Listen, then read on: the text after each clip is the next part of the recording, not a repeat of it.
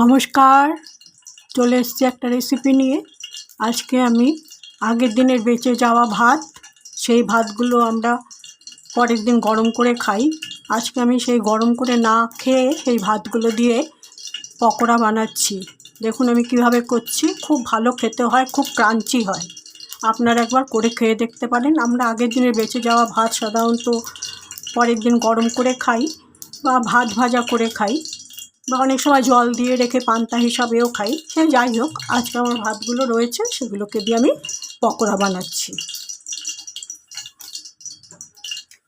সেই জন্য আমার এই উপকরণগুলো লাগছে: ধনেপাতা কুচি, পেঁয়াজ কুচি, কাঁচা লঙ্কা কুচি, একটু ময়দা 2 চামচ, নুন, হলুদ, আর এই পরিমাণ আমি ভাত নিয়েছি।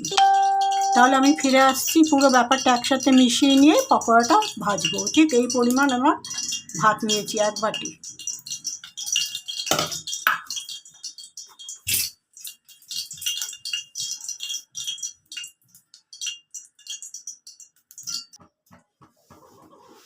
দিয়ে দিচ্ছি এই পরিমাণ রসুন কুচি,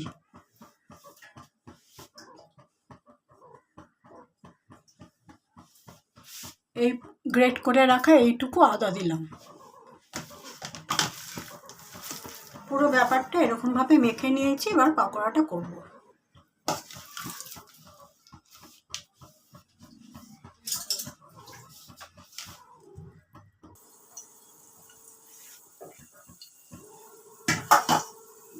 ছখানা পকোড়া আমি দিয়েছি কড়াতে। দেখুন ভাজা হয়ে যাচ্ছে প্রায়। আপনারা এরকমভাবে একবার করে খেয়ে দেখতে পারবেন, ভীষণ ভালো হয় খেতে।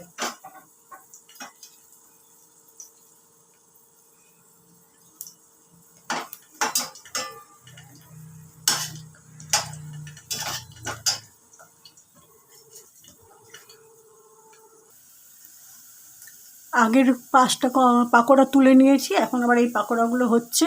দেখুন ভীষণ ভালো হয় খেতে, একবার আপনারা করে খেয়ে দেখবেন, খুব ক্রাঞ্চি হয়। যেহেতু চালের গুঁড়ো দিয়ে আমরা বড়া করি, এটাও ঠিক সেরকম কুড়মুড়ে হবে, যেহেতু ভাত দিয়ে করছি। তাহলে ভাতের পাকোড়া আমার তৈরি করা হয়ে গেছে। দেখুন সাজিয়ে নিয়েছি। আমি রেসিপিটি পুরোই শেয়ার করেছি। পেঁয়াজ, রসুন, আদা, কাঁচা লঙ্কা, নুন, হলুদ, ধনেপাতা কুচি, ময়দা সব একসাথে মিশিয়ে ভালো করে মেখে নিয়ে, জল দেবেন না এক ফোঁটাও। ধনেপাতা আর ভাতের থেকেই অনেকটা জল হয়ে যাবে, সুতরাং আর জল দিতে হবে না। তারপরে এরকম পাকোড়াটা ভেজে খেয়ে দেখবেন, অত্যন্ত ভালো লাগে। যেহেতু আমরা চালের গুঁড়ো দিয়ে অনেক বড়া করে থাকি, সেহেতু এটা তো ভাত দিয়ে করছি, খুব ক্রাঞ্চি হয়। আমি আমার রেসিপিটা পুরোই শেয়ার করলাম। ভিডিওটা যেখানেই শেষ করছি। আগামীকাল একটা নতুন রেসিপি নিয়ে আসবো। সবাই ভালো থাকবেন। নমস্কার।